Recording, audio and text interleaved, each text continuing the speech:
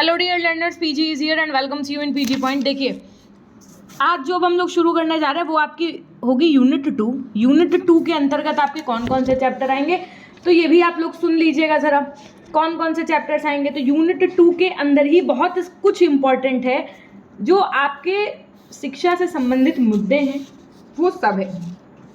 जैसे शिक्षक शिक्षा हो गई आपकी, teachers education, distance and open education, teacher and vocational education यानी कि प्राविधिक और व्यावसायिक शिक्षा, दूरस्थ मुक्त शिक्षा, आपका गुणवत्तापूर्ण शिक्षा, गुणवत्तापूर्ण शिक्षा को परिवर्धित करने की जो एजेंसियां हैं, इनमें से आपको इसमें से आपको राष्ट्रीय एजेंसी कौन सी हैं, राज्य स्तर की एजेंसियां कौन सी हैं, ये पढ़ना पड़ेगा।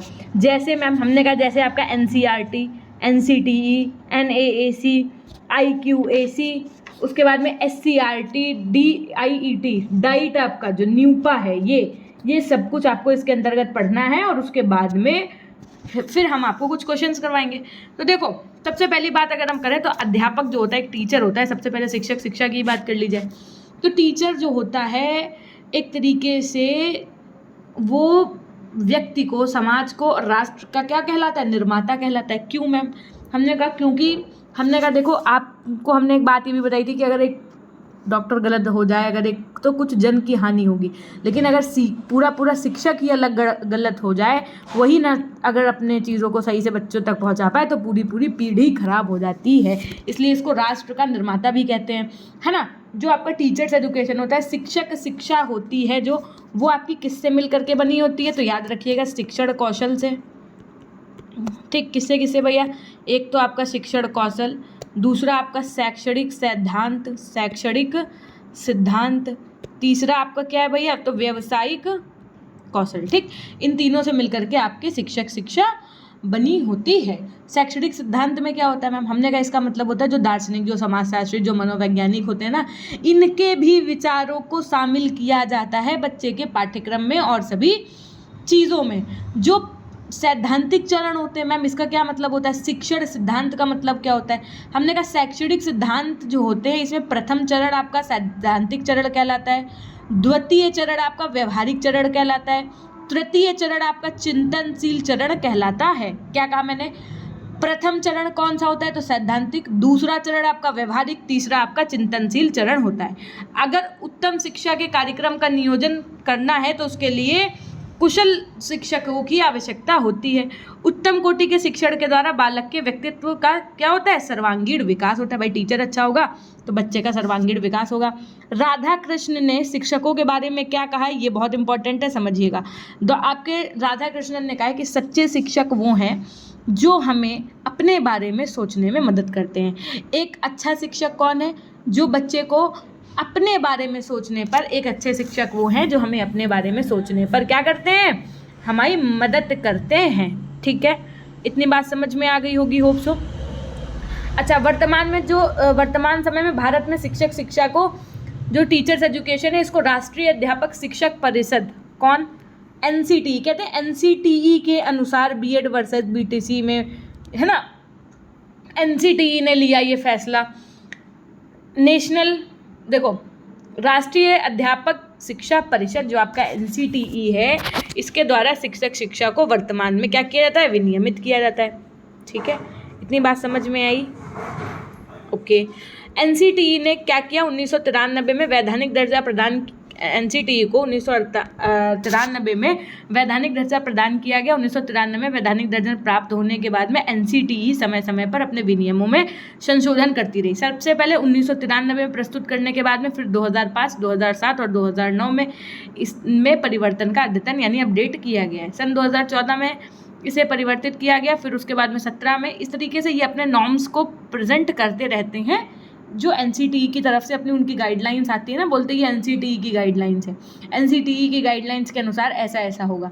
शिक्षक शिक्षा जो है वो एक अनवरत यानी सतत चलने वाली आपकी प्रक्रिया होती है। शिक्षक शिक्षा इस सिद्धांत पर आधारित है क्या, कि शिक्षक बनाए जाते हैं, ना कि क्या है, शिक्षक बनाए जाते हैं। Teachers are made not born, not कि पैदा होते हैं।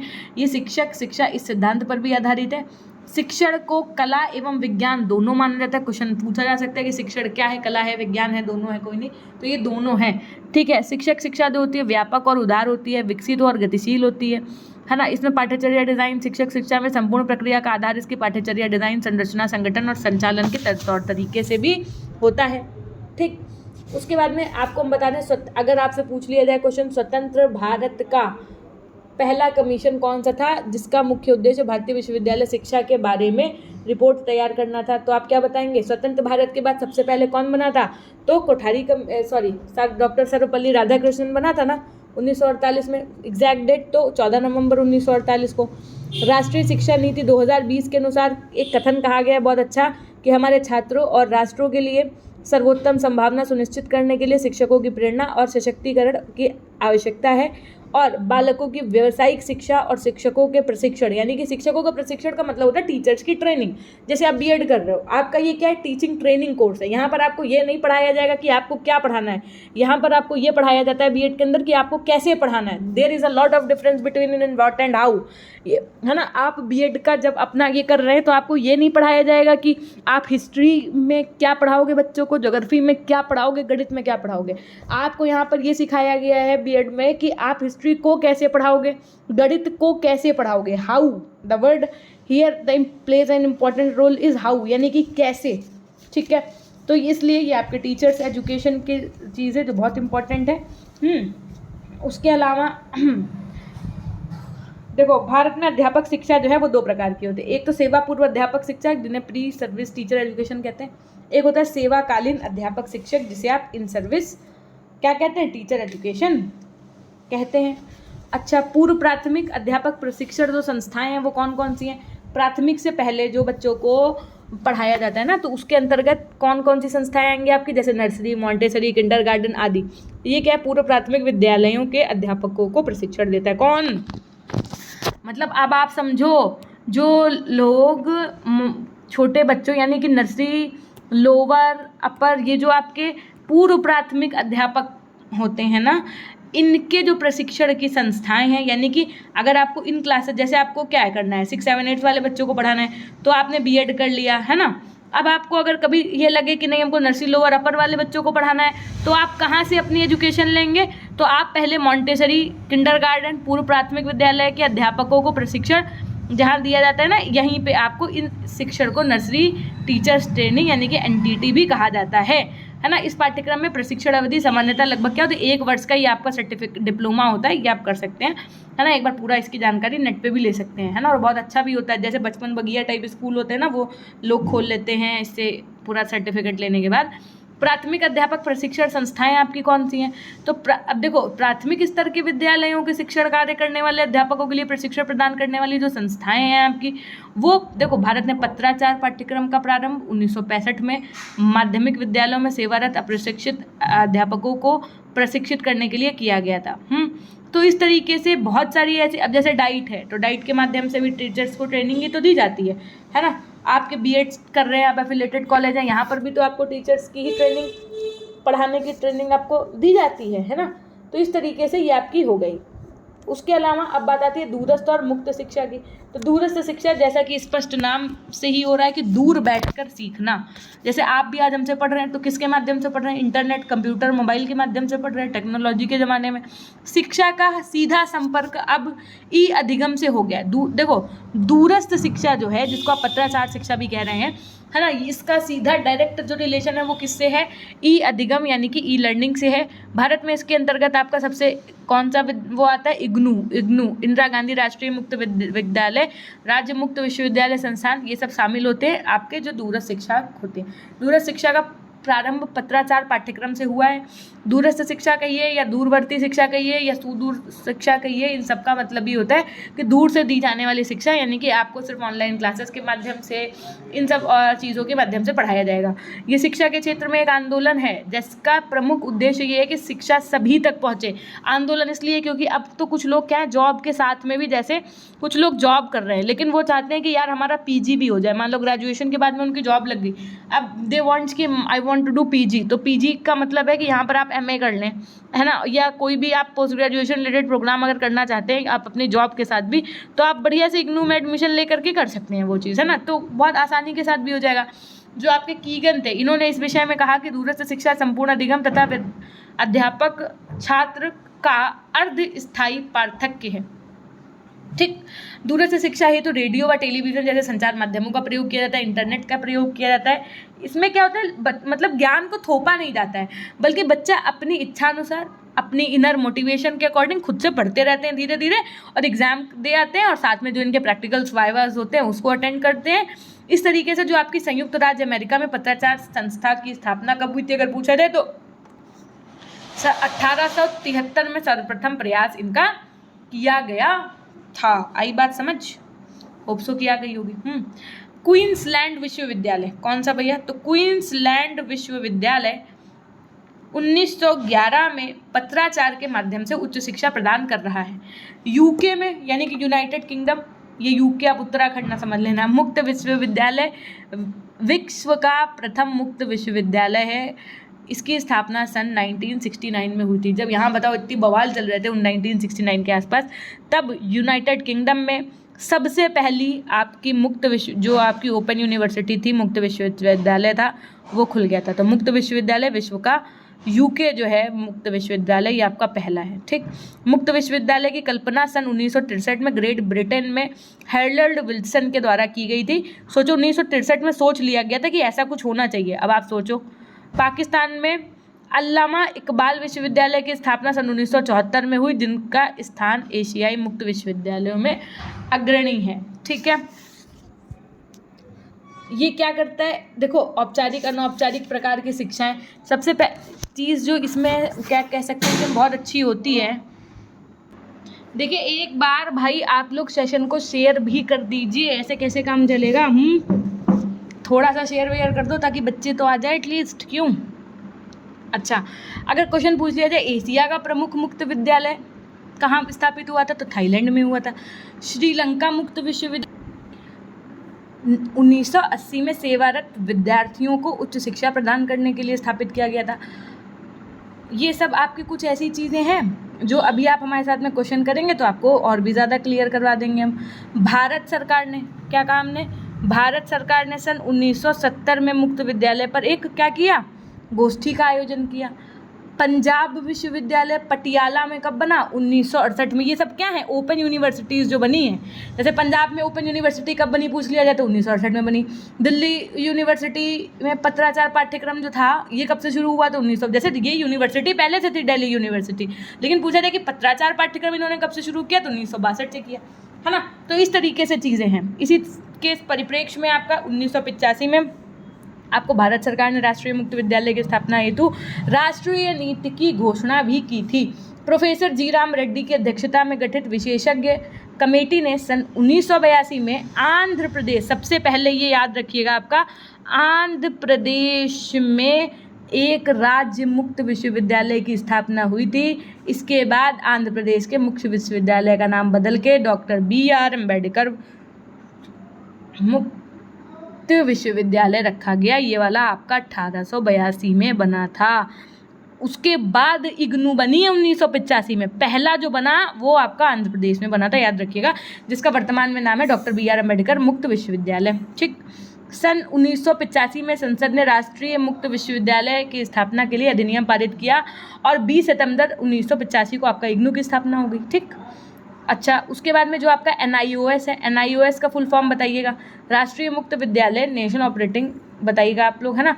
इसके रूप में जाना जाता है ये, और स्थापना इसकी कब हुई? 1989 नवंबर में भारत सरकार के मानव संसाधन विकास मंत्रालय के द्वारा MHRD, जिसका अब बदल के नाम क्या रख दिया गया है? शिक्षा आयोग रख दिया गया है। ठीक। अब देखिए दूरस्थ शिक्षा और इससे रिलेटेड जो चीज़ें हैं उसमें जो आपके जैक फॉक्स थे, इन्होंने कहा कि दूरस्थ शिक्षा अधिगम विधि की कुछ ऐसी विशेषताओं को प्रकट करती है जो शिक्षा संस्थाओं की आगमन विधि से क्या होती है, थोड़ा सा अलग होती है ना। जो इम्पोर्टेंट पॉइंट्स हैं उन पे हम आपसे डिस्कस कर ले रहे हैं। अच्छा फिर देखिए जो आपका नेक्स्ट इसके बाद वाला चैप्टर है वो आपका किससे रिलेटेड है?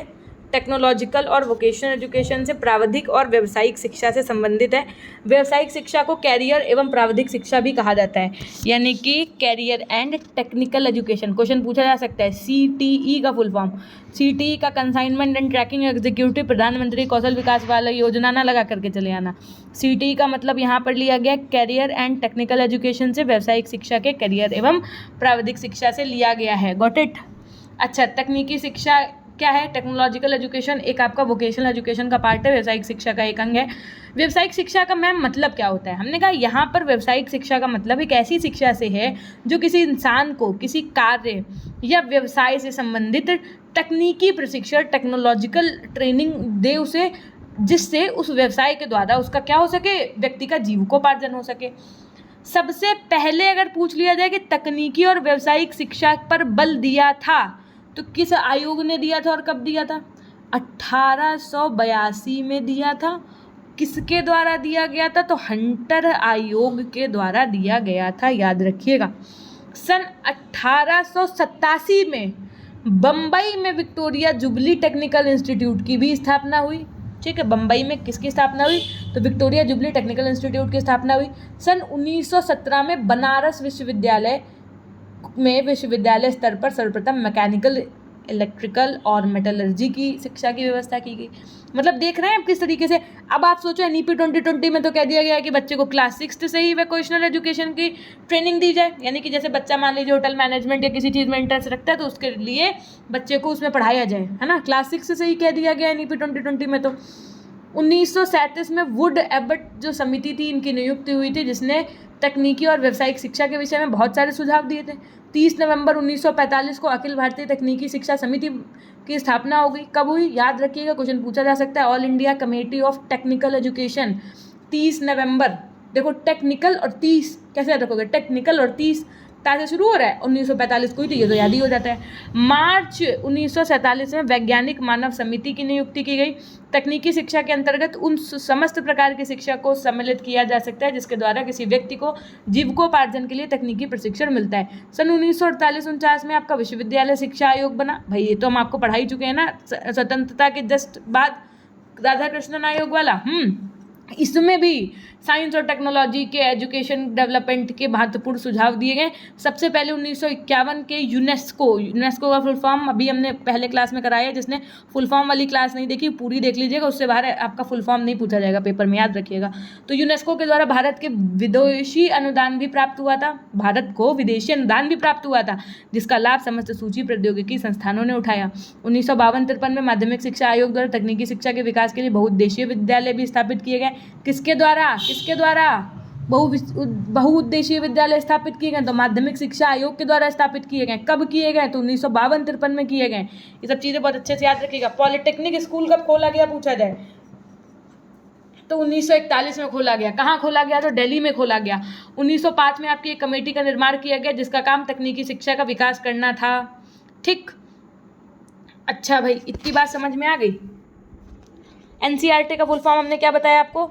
राष्ट्रीय शैक्षिक अनुसंधान एवं प्रशिक्षण परिषद। उस समय हमने आपको सारे फुल फॉर्म उसमें करवाए थे ना, क्या कहते हैं उसको, इंग्लिश में। अब जो करवाएंगे वो हिंदी में भी सुनते जाओ। SCERT है जैसे, तो उसका फुल फॉर्म हो जाएगा आपका राज्य शैक्षिक अनुसंधान और प्रशिक्षण परिषद। AICTE का फुल फॉर्म अखिल भारतीय तकनीकी शिक्षा परिषद हो गया आपका, है ना। इस तरीके से आपका प्रथम पंचवर्षीय योजना में तकनीकी शिक्षा पर कितना व्यय करने की व्यवस्था की गई थी? पंचवर्षीय योजनाएं आई थी ना आपकी, आपने पढ़ी होंगी जब कंपटीशन की तैयारी की होगी। तो पहली पंचवर्षीय योजना में 23 करोड़ रुपए खर्च करने की बात की गई थी। दूसरी पंचवर्षीय योजना में 49 करोड़ रुपए खर्च करने की बात की गई थी। तीसरी पंचवर्षीय योजना, ये तकनीकी शिक्षा पे खर्च करने की बात की गई है। जो आपकी तीसरी वाली है 1961-66 में आई, इस पर 142 करोड़ रुपए व्यय करने की बात की गई, है ना। जो अगर टोटल एजुकेशन में खर्चा है उसका 25% था। चौथी पंचवर्षीय योजना में 253 करोड़ की बात की गई। पाँचवीं में 164 करोड़, छठी में 278 करोड़, सातवीं में 681.79 करोड़, आठवीं पंचवर्षीय योजना में 824 करोड़। इस तरीके से आपकी जो पंचवर्षीय योजनाएं आई हैं इनमें भी खर्च किया गया। 12वीं पंचवर्षीय योजना जो 2012 से 17 में तकनीकी एवं व्यावसायिक शिक्षा के विकास के उन्नयन के लिए 2 मुख्य लक्ष्य भी निर्धारित किए गए। पहला कि जो +2 और उच्च स्तर की तकनीकी शिक्षा इसमें आवश्यकता अनुसार विकास हो, और दूसरा विकास के साथ साथ उसमें क्या हो, गुणात्मक विकास भी हो। आई बात समझ। AICTE जो है आपका, इसका मुख्यालय पूछा जाए कहाँ है, तो दिल्ली में है। ठीक है, ये सब चीज़ें हैं जो कुछ इम्पोर्टेंट है। उसके अलावा अगर गुणवत्तापूर्ण शिक्षा की बात की जाए तो जब तक देश में प्रत्येक नागरिक शिक्षित नहीं होगा तब तक उस देश का विकास नहीं हो सकता। ये तो सभी को पता है भाई, है ना। जनसंख्या बढ़ाना आसान है लेकिन उनको शिक्षित करना ये थोड़ा सा टफ टास्क है। जनसंख्या बढ़ तो आसानी से गई कि सबसे भैया चीन को भी क्रॉस कर लिया, हाँ बहुत बढ़िया, है ना, बढ़ गई जनसंख्या। अब उनको शिक्षित कैसे किया जाएगा, उनको प्रशिक्षित कैसे किया जाएगा, बाद में क्या कहा जाएगा, सरकार कुछ कर ही नहीं रही। सरकार क्या करे, कहेंगे कि US गवर्नमेंट देखो, जर्मनी गवर्नमेंट देखो, फलानी गवर्नमेंट देखो, फ्री एजुकेशन है। तो फ्री एजुकेशन है तो वहाँ की जनसंख्या भी तो कितनी कम है भाई। एक बात बताओ, हमने कह दिया कि हम अपने यहाँ प्राथमिक शिक्षा फ्री करे दे रहे हैं, पता चले वहाँ प्राथमिक शिक्षा की बात की गई तो ये वहाँ केवल 50,000 ही बच्चे निकले फ्री वाले, मतलब प्राथमिक में पढ़ने वाले। भारत में कह दिया गया फ्री करेंगे तो पता चले 50 लाख निकल आए। तो अब उनकी गवर्नमेंट के लिए तो आसान है ना उस चीज़ को कर पाना, अपनी गवर्नमेंट के लिए टफ है। क्यों है? क्योंकि इतनी ज़्यादा जनसंख्या ही है ना।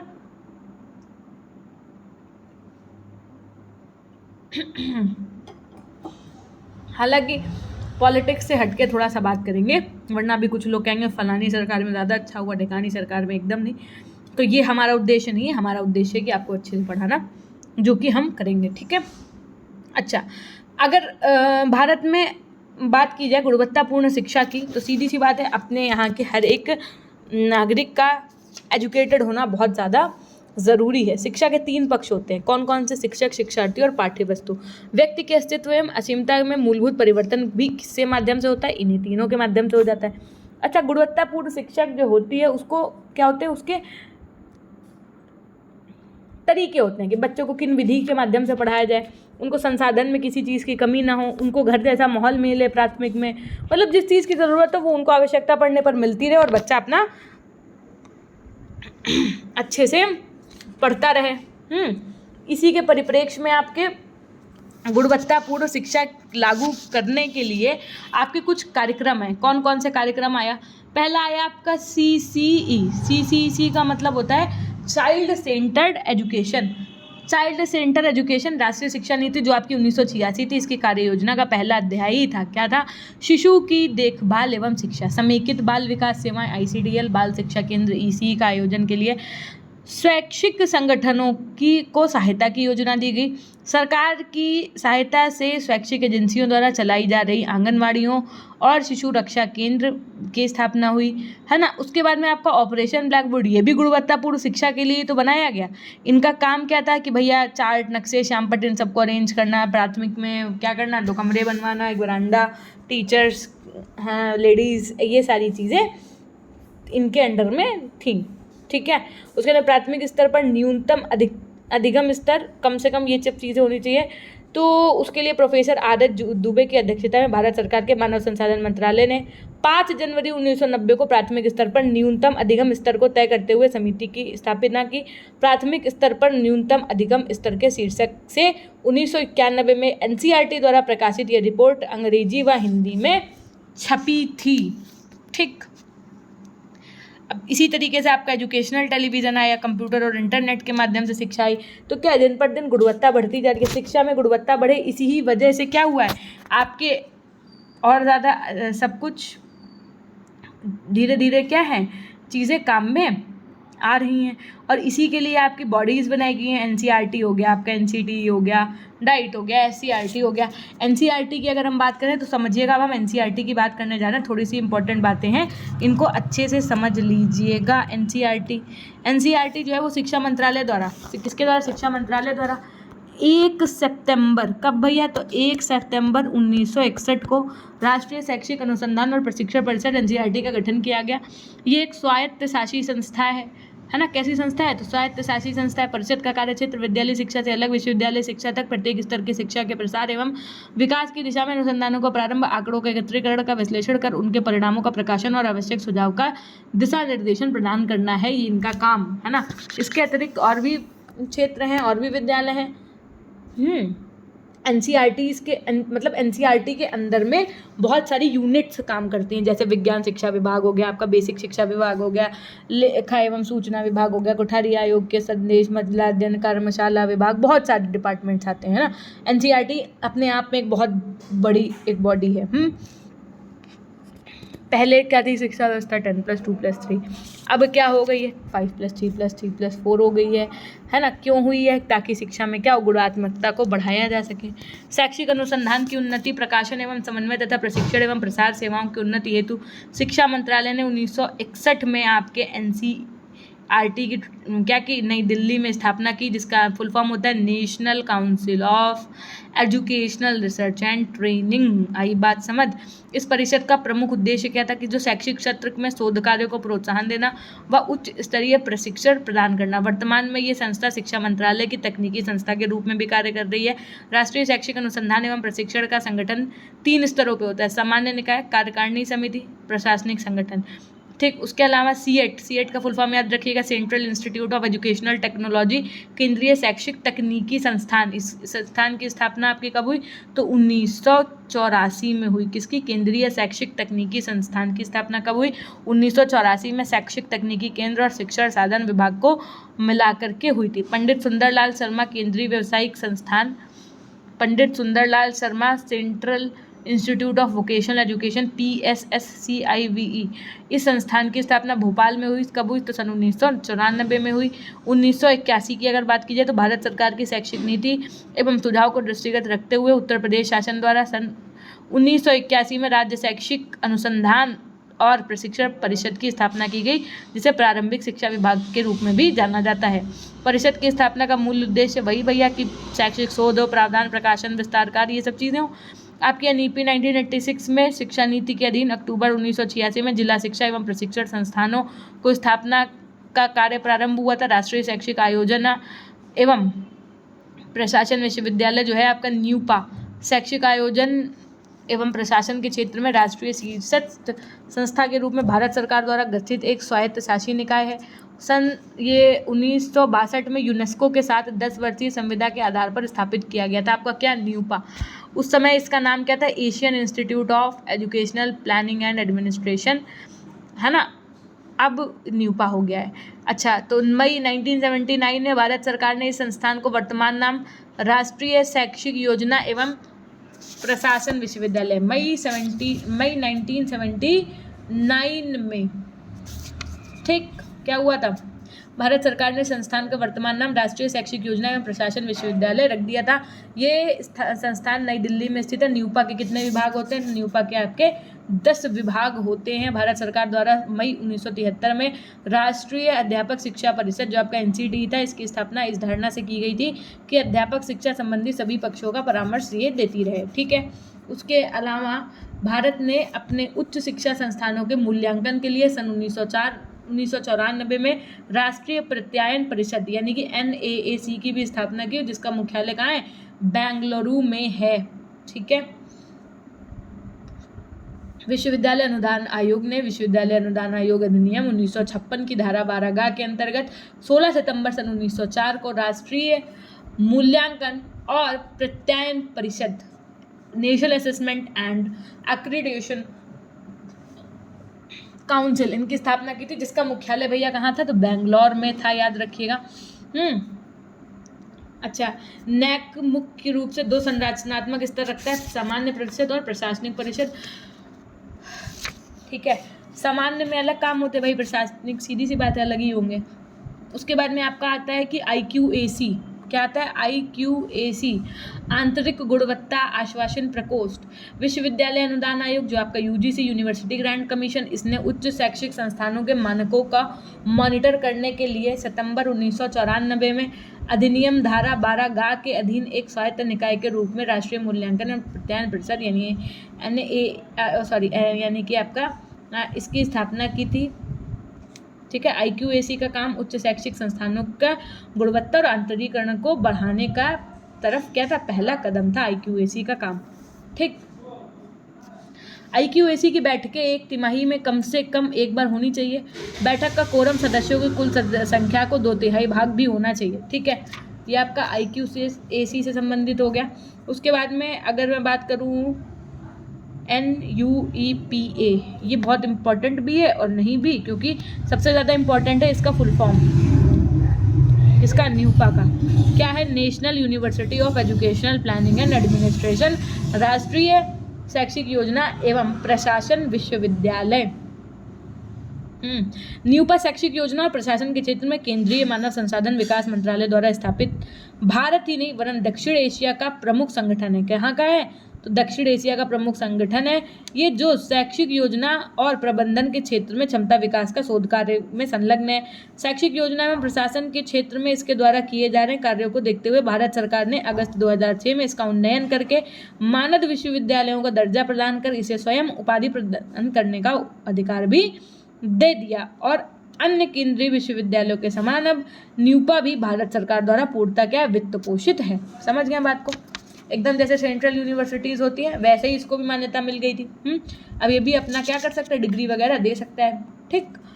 अच्छा, उसके बाद में बात आती है आपके SCRT की। SCRT का फुल फॉर्म होता है state council of educational research and training. Uttar Pradesh की राजधानी लखनऊ में 1988 ईस्वी में SCRT के रूप में एक राज्य स्तरीय शीर्ष सरकारी परिषद की स्थापना की गई। इसकी भूमिका एवं कार्य योजना के संबंध में गुणवत्ता सुनिश्चित करने से संबंध प्रबंधन, प्रशिक्षण, अनुसंधान एवं मूल्यांकन करने की दृष्टि से विद्यालय स्तर पर प्रभावपूर्ण नीति कार्यान्वित करने में तथा उपयुक्त परिवर्तन करके सफल नीतियों को तैयार करने में SCRT की पहचान अग्रणी संस्था के रूप में आई थी, है ना।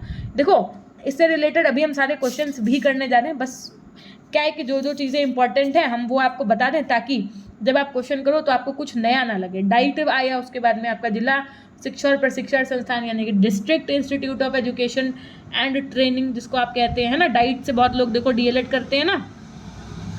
अच्छा, संविधान 45 के अनुसार भी, धारा 45 के अनुसार आपको पता ही है कि 10 वर्ष के अंदर 6 से 14 वर्ष तक के बच्चों को सभी को निःशुल्क शिक्षा मिलेगी, है ना।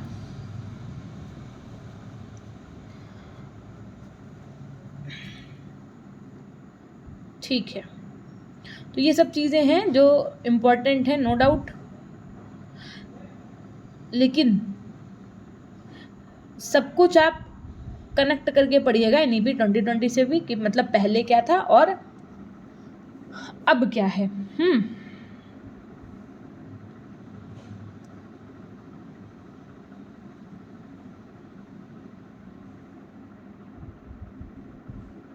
ठीक।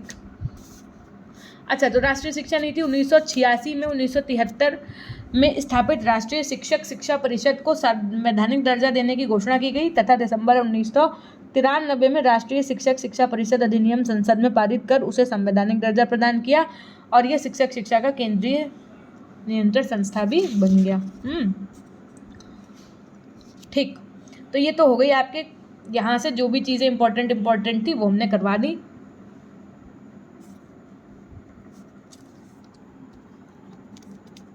देखो, जब आपकी एजुकेशन सिस्टम में सुधार होना था तो आपकी 1968 में जब कांग्रेस थी सत्ता में, तब कोठारी आयोग का निर्माण हुआ था 1964-66 में। ठीक है, फिर जब जनता पार्टी सत्ता में आई थी, है ना, तो 1979 का समय था ये, तब जो राष्ट्रीय शिक्षा नीति बनी तो वो कागज़ों तक ही सीमित रह गई, मतलब कार्यकाल में नहीं आ पाई। फिर आपकी कांग्रेस सत्ता में आ गई, मतलब पहले कांग्रेस थी, फिर जनता आई, फिर कांग्रेस आ गई। ये आई 1986 में जब राजीव गांधी बने प्रधानमंत्री, तब नई इन्होंने अपनी जो है क्या की, एजुकेशन पॉलिसी बनवाने को कहा। और 1986 में कब भैया, तो 1986 में अपनी नई एजुकेशन पॉलिसी लॉन्च की, जिसमें 12 भागों में विभाजित किया गया था जिसको, है ना। तो ये सब चीज़ें हैं जो धीरे धीरे आती रहीं और सारे चेंजमेंट्स होते रहे। तो इन सबको भी हम लोग पढ़ेंगे अभी, लेकिन पहले अब हम लोग क्या करेंगे, कुछ क्वेश्चंस कर लेंगे जो आपके इम्पोर्टेंट है चैप्टर नंबर 5 के। ठीक, तो चैप्टर नंबर 5 के पहले क्वेश्चन करेंगे, अब लगातार क्वेश्चन करते ही चलेंगे। ठीक, क्योंकि हमने आपको तीनों चीज़ें, चारों चीज़ें जितने चैप्टर थे लगातार 3-4 चैप्टर की थ्योरी पढ़ा दी है। पहला क्वेश्चन है अध्यापक शिक्षा के क्या उद्देश्य हैं? तो तर्कसंगत सोच तथा वैज्ञानिक अभिवृत्ति विकास विकसित करना, ज्ञान दान तथा अनुभव की पुनर्रचना करने योग्य बनाना, क्रियात्मक अनुसंधान हेतु अभिरुचि तथा कौशल विकसित करना, ये सभी सही हो जाएगा। अध्यापक शिक्षा के प्रकार कौन कौन से हैं आपके? तो सेवा पूर्व अभी हमने बता दिया था, सेवा पूर्व और सेवाकालीन दोनों ही सही है। क्षेत्रीय प्रशिक्षण संस्थान को ये क्या है, मूल्यांकन, इनको क्या करना है, मिलान करना है। क्वेश्चन नंबर 3 तो देखो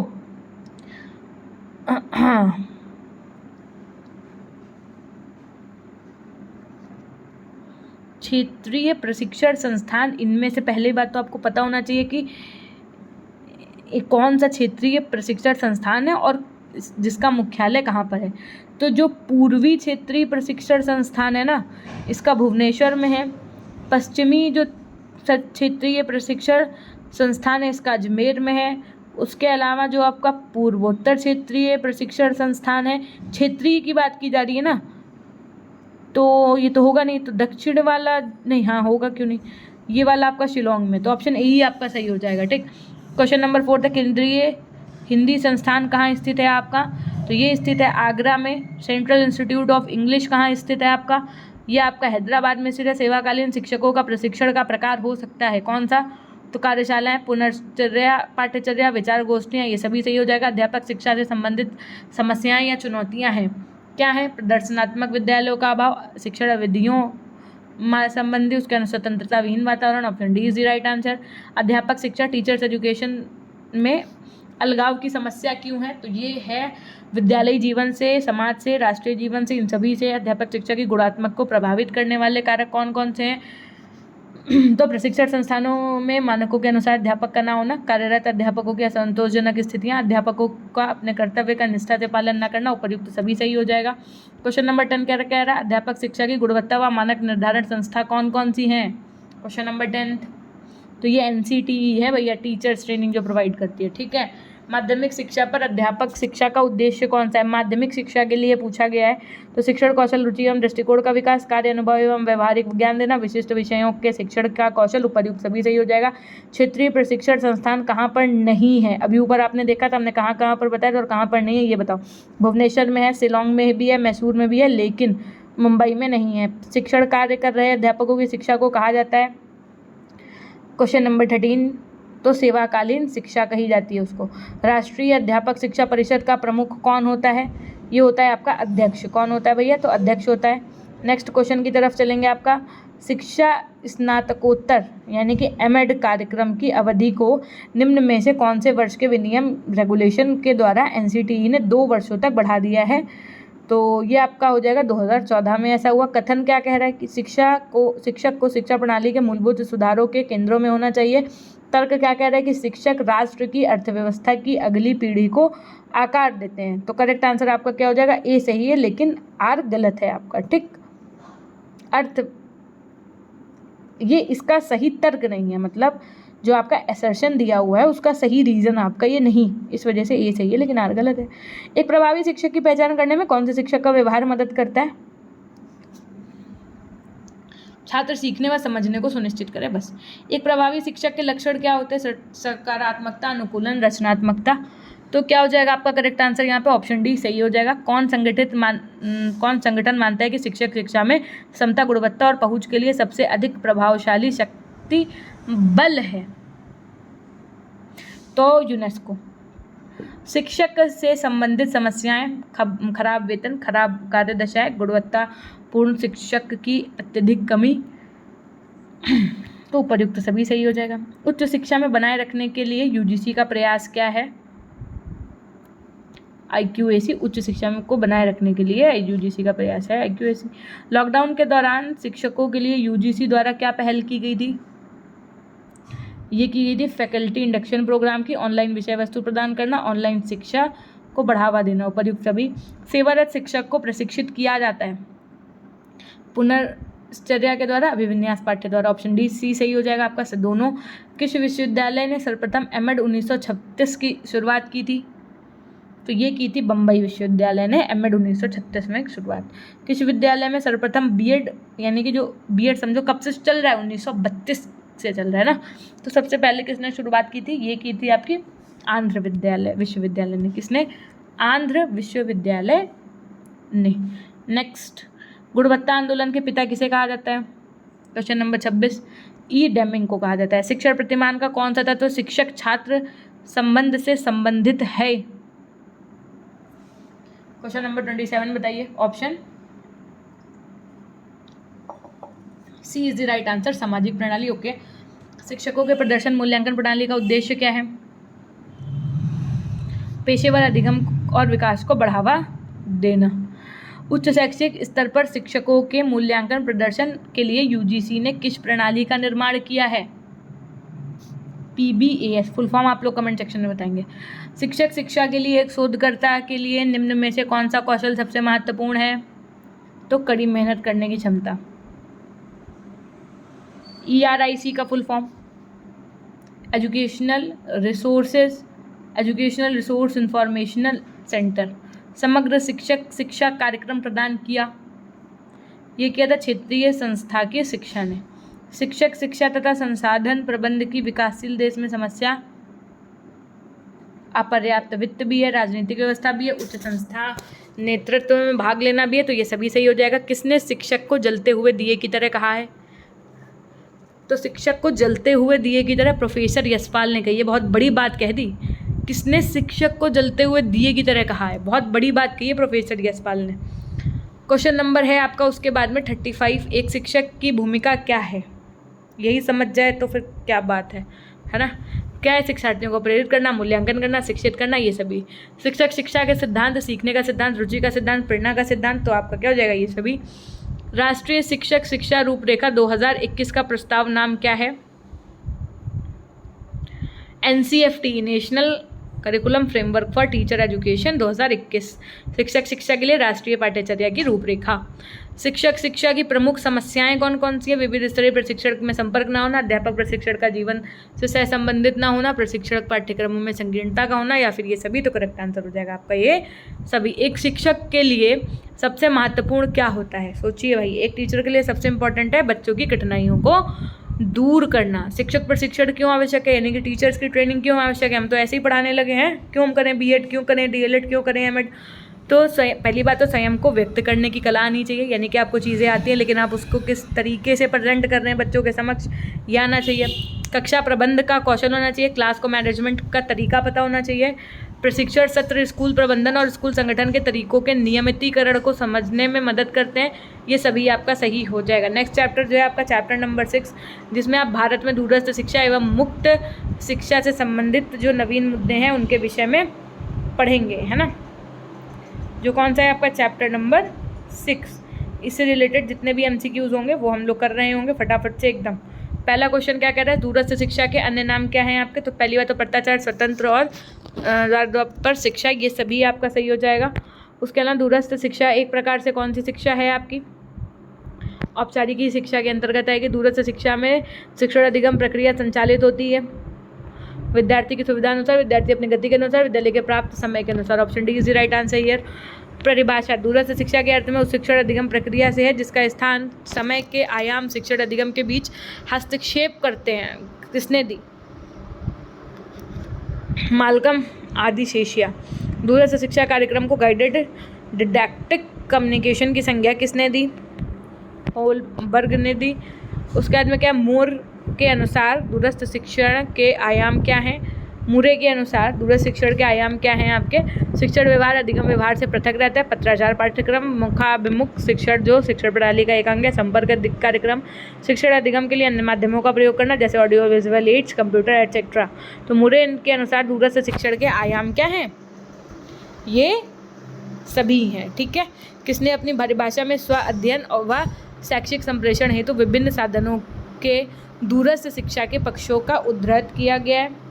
तो डोहमैन ने कही है ये बात। दूरस्थ शिक्षा वह शिक्षा है जिसमें शिक्षक अथवा शैक्षिक संस्थान तथा विद्यार्थी के मध्य मुख्य रूप से दूर का संबंध होता है, चाहे वह शिक्षा किसी भी विषय की हो तथा उसमें किसी भी संप्रेषण माध्यम का प्रयोग किया गया हो। ये किसने कहा है?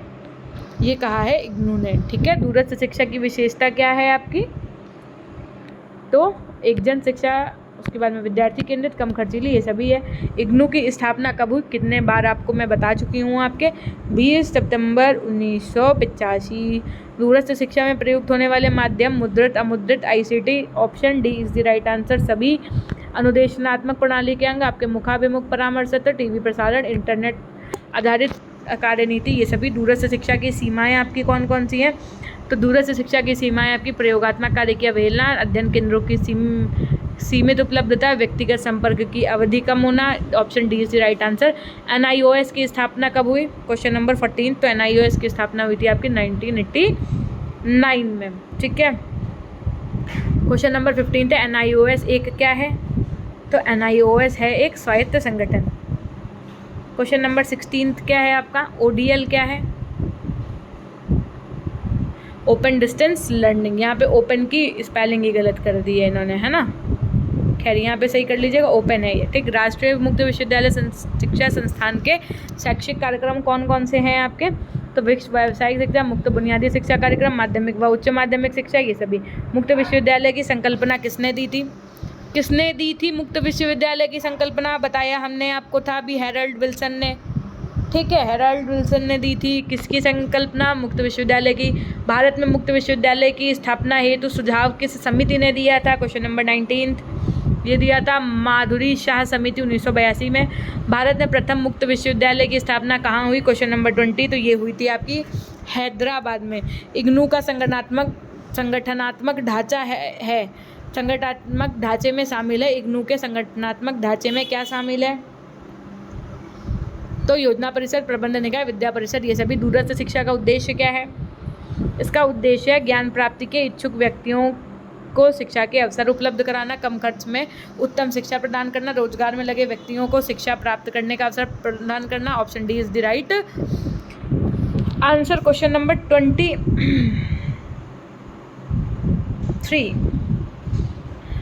भारत का राष्ट्रीय मुक्त विश्वविद्यालय कौन सा है, इग्नू, राजश्री टंडन, अंबेडकर, या फिर नेताजी सुभाष मुक्त विश्वविद्यालय, तो आपका इग्नू हो जाएगा। इग्नू की क्रेडिट पद्धति, शिक्षण पद्धति में एक क्रेडिट में शिक्षण अवधि का समय कितना है, क्वेश्चन नंबर 24, तो option C is right answer, 30 घंटे।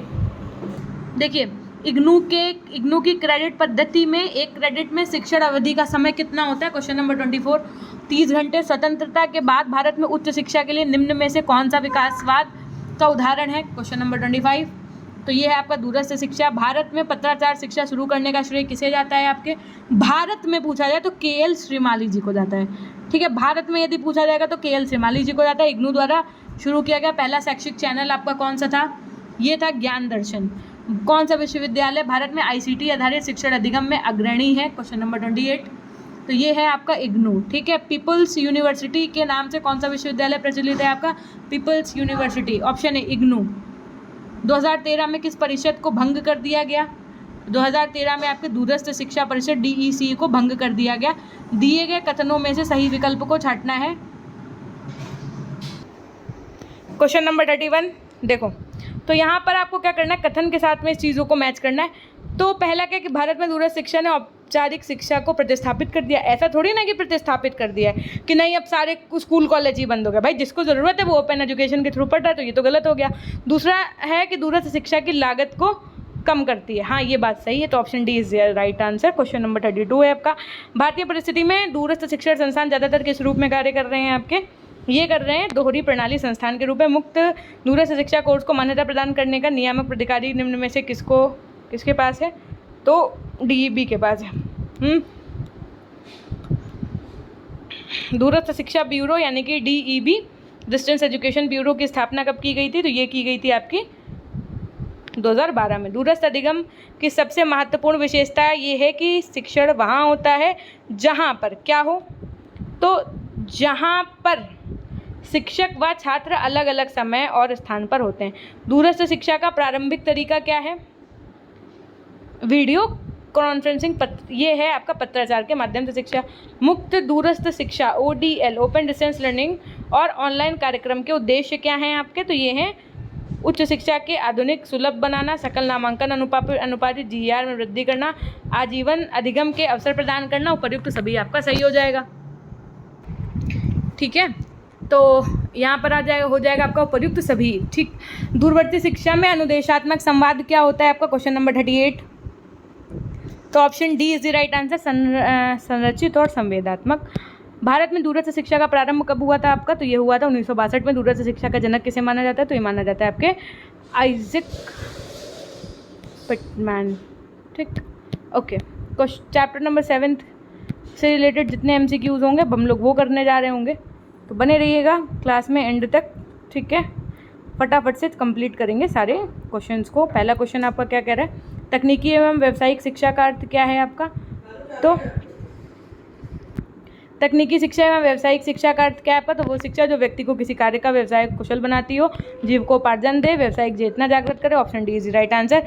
ये परिभाषा किसने दी है कि व्यावसायिक शिक्षा वह प्रक्रिया है जो पुरुषों एवं स्त्रियों में व्यावसायिक भावना के साथ परिश्रम एवं उत्तरदायी सेवा के लिए तैयार करते हैं। किसने दी है, तो ये दी है आपके ऑप्शन बी, राधाकृष्ण आयोग ने। व्यावसायिक शिक्षा के उद्देश्य कौन कौन से हैं आपके, तो व्यक्ति व राष्ट्र का आर्थिक विकास करना, व्यक्तियों के जीवन स्तर को ऊंचा करना, बेरोजगारी की समस्या का समाधान करना, उपर्युक्त सभी हो जाएगा। अखिल भारतीय तकनीकी शिक्षा समिति AICTE की स्थापना कब हुई आपकी, तो देखो AICTE ऑफ क्वेश्चन नंबर 4। यहाँ पर कुछ आपको ऑप्शन गलत लग रहा होगा ना क्या, अच्छा चलो इसका एग्जैक्ट स्थापना कब हुई ये आप हमको लिख करके बताइए। क्या आपको लगता है कि इसमें सही ऑप्शन दिया हुआ है, अगर हाँ तो भाई कोई बात नहीं, नहीं तो बताओ आंसर क्या होगा सही। तकनीकी शिक्षा को बढ़ावा देने के लिए उद्योगों पर उद्योग कर लगाने की बात किसने कही थी, उद्योग कर ये लगाने की बात मुदालियर कमीशन ने की थी। AICTE क्या है आपका, ये आपका एक संवैधानिक निकाय है। ILO का मुख्यालय कहाँ स्थित है, अंतर्राष्ट्रीय श्रम संगठन, इसका है जेनेवा में। अंतर्राष्ट्रीय श्रम दिवस यानी मजदूर दिवस कब मनाया जाता है, ये आपका 1 मई को मनाया जाता है। तकनीकी व व्यावसायिक शिक्षा की प्रमुख समस्या क्या है, तो ये शारीरिक श्रम के प्रति अनुचित दृष्टिकोण, दोषपूर्ण पाठ्यक्रम, व्यवहारिक प्रशिक्षण की अपेक्षा सैद्धांतिक शिक्षा पर। Option D is right answer. NEP 2020 के अनुसार विद्यालय और उच्चतर शिक्षा प्रणाली के माध्यम से कम 50% छात्रों को व्यावसायिक शिक्षा दी जाएगी, ये 2025 तक दी जाएगी। ठीक, तकनीकी एवं व्यावसायिक शिक्षा में सहयोग प्रदान करने वाली संस्थाएं आपकी कौन कौन सी हैं, क्वेश्चन नंबर 11। तो ये हैं आपकी AICTE और CSI और option C is the right answer. AICTE के क्षेत्रीय कार्यालयों की संख्या कितनी है, क्वेश्चन नंबर 12, ये है आपकी 8। AICTE का मुख्यालय कहाँ स्थित है आपका, तो AICTE का मुख्यालय स्थित है नई दिल्ली में। CSIR का फुल फॉर्म बताइए और इसकी स्थापना वर्ष क्या है ये बताइए, तो इसका स्थापना वर्ष है आपका 1942। ओके। उत्तर प्रदेश में राज्य तकनीकी शिक्षा और प्रशिक्षण बोर्ड की स्थापना किस वर्ष में की गई थी, क्वेश्चन नंबर 15, तो 1958 में की गई थी। यूपी राज्य तकनीकी शिक्षा और प्रशिक्षण बोर्ड में सदस्यों की संख्या कितनी है, तो ये एक अध्यक्ष और एक उपाध्यक्ष और 40 सदस्य हैं। निम्न में से कौन सा संगठन भारत में तकनीकी और प्रबंधन शिक्षा की गुणवत्ता को देखता है, AICTE देखता है। ठीक, अखिल भारतीय तकनीकी शिक्षा परिषद को किस वर्ष संसद के अधिनियम द्वारा संवैधानिक निकाय के रूप में स्थापित किया गया था, 1987 में। किसकी गुणवत्ता बढ़ाने के लिए MHRD द्वारा 2003 में national programme for technology enhancement learning NPTEL national programme for technology and enhancement learning की शुरुआत ये हुई थी इंजीनियरिंग की शिक्षा। ठीक, भारत में अभियांत्रिकी शिक्षा और अनुसंधान के लिए सर्वोच्च संस्थान कौन सा है आपका, तो ये है आपका IITs जितने हैं वो। निम्न में से कौन सा व्यावसायिक पाठ्यक्रम नहीं है आपका, तो व्यावसायिक पाठ्यक्रम आपका ललित कला नहीं है, बाकी अभियांत्रिकी, कानून, फार्मेसी ये सब है। निम्न में से कौन सा तरीका छात्रों को व्यावसायिक कौशल सिखाने के लिए सबसे उपयुक्त होगा, तो प्रयोग, सबसे बढ़िया प्रयोग करके, है ना। अखिल भारतीय रैंकिंग 2020 में किस शैक्षणिक संस्थान को सर्वश्रेष्ठ घोषित किया गया था, क्वेश्चन नंबर 23, तो IITI ने, IIT मद्रास। उसके अलावा क्या है, भारत में शिक्षा के व्यवसायीकरण की सिफारिश सबसे पहले किसने की थी, ये सिफारिश की थी सबसे पहले कोठारी आयोग ने। ठीक, उसके बाद में नेक्स्ट चैप्टर आपका क्या है, चैप्टर नंबर 8, जो कि आपका रिलेटेड है NAAC, NCTE, न्यूपा। इससे बहुत सारे क्वेश्चन बनेंगे, कितने सारे हैं भाई, बताओ भाई कितने सारे, मैम बहुत सारे। हमने कहा बहुत में कितने, कहने लगे अरे मैम बहुत सारे। चलो फिर करते हैं। पहला, NCERT का मुख्य कार्य क्या होता है, तो शिक्षा में समाज कल्याण मंत्रालय को विशेष स्कूली शिक्षा के संबंध में सलाह देने की नीति निर्धारण करने में मदद करना। ठीक, निम्नलिखित में से किस संगठन में ERIC एक इकाई है, ERIC किसकी यूनिट है, ये NCERT की यूनिट है। NCERT में कितने क्षेत्रीय शिक्षा संस्थान है, कितने आपके रीजनल एजुकेशन सेंटर्स हैं आपके इसके अंतर्गत, इंस्टीट्यूट्स। 3rd नंबर क्वेश्चन, तो 5 कितने हैं? 5 हैं। ठीक। एनसीईआरटी के नवीनतम क्षेत्रीय संस्थान कौन सी है? नवीनतम शिलोंग। एनसीईआरटी की मुख्य जिम्मेदारियां हैं आपकी, तो सेवा काल एवं सेवा पूर्व प्रशिक्षण, अनुसंधान एवं विकास, विस्तार और का प्रसार कार्य। Option D is right answer. निम्नलिखित में से कौन सा राष्ट्रीय संगठन की स्थापना से संबंधित सही कालक्रम का प्रतिनिधित्व करता है? मतलब जो एकदम सीरियल से लगा हो, आपको वो बताना है। तो एनसीईआरटी, भारतीय उन्नत अध्ययन संस्थान, फिर इग्नू आया, फिर आपका एनसीटी आया। ठीक। एनसीईआरटी का अध्यक्ष कौन होता है? केंद्रीय मानव विकास संसाधन विकास मंत्री जो होते हैं वो होते हैं। एनसीईआरटी की सहायक संस्थाएं कौन कौन सी हैं, इसमें से बताइएगा। सीएट, एनआईई, पैसिव या फिर सभी? तो option D is right answer, सभी हैं ये। एनसीईआरटी का प्रमुख कार्य क्या है आपका? एनसीईआरटी का मेन वर्क क्या है? स्कूली शिक्षा। उसके अलावा भारतीय शिक्षा के शब्दकोश और विश्वकोश की अवधारणा को विकसित करना डैश के कार्यों में से एक है। एनसीईआरटी के कार्यों में से एक है। मिलान करना है आपको यहाँ पे, है ना, कि कौन सा कब आया। सीधी सी बात है, एनईपी 2020 तो एनईपी 2020 में आएगी, तो डी का 4th किस में दिया है? आपको पता है कि डी का 4th इसी में दिया हुआ है, तो सीधी सी बात है, आपका करेक्ट आंसर क्या हो जाएगा? ऑप्शन है। थोड़ा दिमाग लगाओ। कभी कभी हम कहते हैं आपको ससुर कुछ ना आता हो, लेकिन ये तो पता ही है कि एनईपी 2020 में ही आई होगी। आपने देखा कि डी का 4th इसमें दिया और कहीं दिया भी नहीं है, तो सीधी सी बात है, ऑप्शन ए ही सही होगा। अब इससे पता चल गया आपको एनसीईआरटी कब आई? 1961 में आई। इग्नू कब आया आपका? 1965 में। उसके बाद में एनसीटी कब आई आपकी? तो 1995 में। ठीक। निम्नलिखित में से किस कार्य क्षेत्र में एनसीईआरटी मनोविज्ञान का प्रयोग कर रहा है? Question number 12। तो पाठ्यपुस्तकों के निर्माण में मनोविज्ञान का प्रयोग कर रहा है एनसीईआरटी। एनसीईआरटी के अनुसार स्कूल प्रशासक के लिए प्रथम और सबसे महत्वपूर्ण गुणवत्ता क्या है? Question number 13। ये है नेतृत्वता। एनसीईआरटी का प्रतीक चिन्ह क्या है? एक दूसरे पर लिपटे हुए 3 हंस। एनसीईआरटी के प्रतीक चिन्ह इस संस्था के 3 महत्वपूर्ण कार्यों को दर्शाते हैं। निम्न में से कौन सा नहीं है? भर्ती को नहीं, बाकी प्रशिक्षण, अनुसंधान, विकास और विस्तार को दर्शाते हैं। राष्ट्रीय अध्यापक शिक्षा परिषद अधिनियम कब बना आपका? ये बना 1993 में। एनसीटीई का उत्तर क्षेत्रीय कार्यालय कहाँ स्थित है आपका? जयपुर में। एनसीटीई के क्षेत्रीय कार्यालयों की कुल संख्या कितनी है? 4। सही मिलान करना है आपको यहाँ से और अपने आंसर को बताना है। Question number 19। एनसीटीई का नई दिल्ली में है। ठीक है। एनसीटीई पश्चिम क्षेत्रीय मुख्यालय भोपाल में है। ठीक। एनसीटीई दक्षिण क्षेत्रीय मुख्यालय बेंगलुरु कर्नाटक में। ठीक। बाकी ये ठीक नहीं है। ओके, बस 3 ठीक है आपके। एनसीटीई का प्रमुख कौन होता है? अध्यक्ष। एमएड कार्यक्रम की अवधि एनसीटीई ने किस वर्ष से 2 वर्ष के लिए किया था? कि मतलब एमएड अब से 2 साल का होगा। 2014 से 2 साल का एमएड हो गया था। निम्नलिखित में से कौन सा संगठन मुख्य रूप से शिक्षक शिक्षा की नीति निर्माण और गुणवत्ता नियंत्रण विकल्प से जुड़े हैं? एनसीटीई। राष्ट्रीय अध्यापक शिक्षा परिषद डैश का निकाय है? भारत सरकार का एक संवैधानिक निकाय है। निम्न में से कौन सी पत्रिका एनसीटीई द्वारा प्रकाशित होने वाली एक अंतर्राष्ट्रीय पत्रिका है? Question number 24। तो Indian journal for teacher education. NCTE का व्योम वाक्य क्या है? ये आपका गुरु गुरुत्तम धाम। आईक्यूएसी क्या है? आंतरिक गुणवत्ता आश्वासन प्रकोष्ठ, नैक के अंतर्गत समिति। ठीक। नैक ग्रेडम क्या है?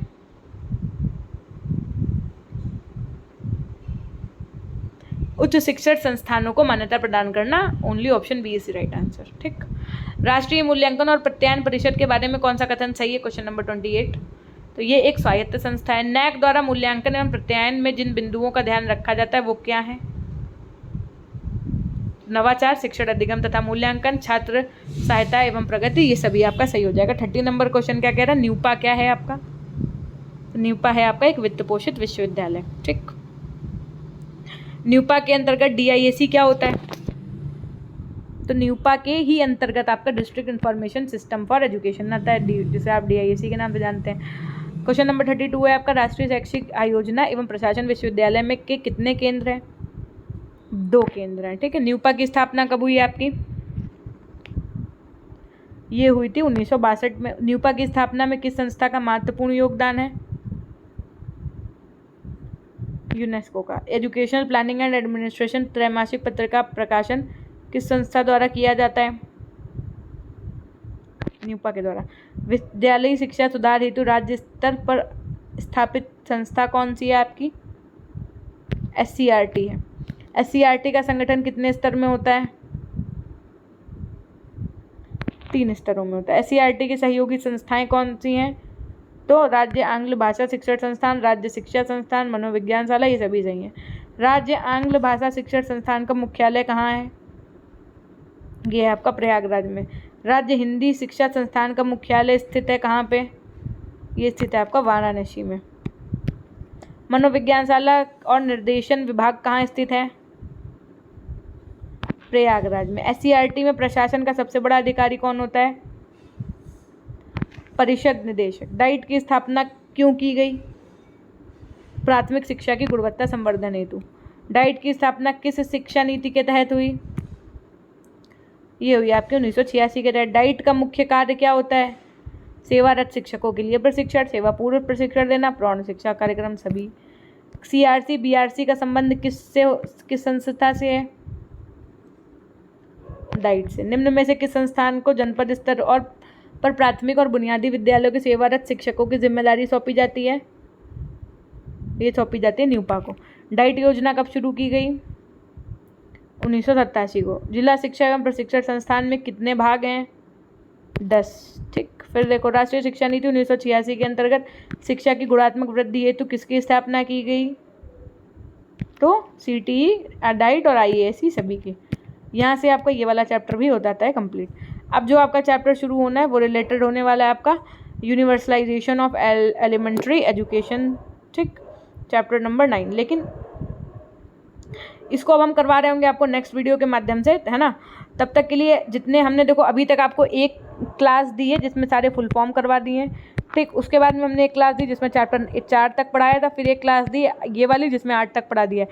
अब जो क्लास आएगी उसमें 12 चैप्टर तक पढ़ा देंगे, फिर जो क्लास आएगी उसमें 16 चैप्टर तक पढ़ा देंगे आप लोगों को। ठीक, तो अब देखो सरप्राइज़ देने के लिए दीदी भी आ गई हैं, तो अब तो आप समझ ही रहे हैं कि फिर पढ़ाई कितनी हो पाएगी, मतलब फिर हम आपको कितनी जो है क्लास करवा पाएंगे। तो खैर चलो, फिर भी मैं कोशिश करती हूँ कि टाइम निकाल के आप लोगों को क्लासेस ज़रूर प्रोवाइड कर दूँ। और बाकी देखो अच्छे से रिवीजन करते रहिएगा। जिनके पास पेड वाली PDF है उसके MCQs अच्छे से लगाते रहिएगा, एकदम प्रॉपर तरीके से। ओके, हर एक क्वेश्चन वहाँ पर भी बहुत ज़्यादा इंपॉर्टेंट रोल प्ले करेगा, तो आप वो वाले क्वेश्चंस भी लगा करके रहिएगा, ये वाले भी लगा करके रहिएगा। ठीक, तो यहीं से करेंगे हम सेशन को एंड। और एक बार बस आपसे यही कहना चाहेंगे कि हमेशा खुश रहिए, मुस्कुराते रहिए, कभी अपने लिए तो कभी अपनों के लिए, अच्छे से पढ़ते रहिए। इसका जल्दी आपको हम पार्ट 3 देंगे। ठीक, तब तक के लिए बस क्या करना है, आपको अपना ध्यान रखना है। ओके, बोलो ओके मैम। ठीक है, ओके।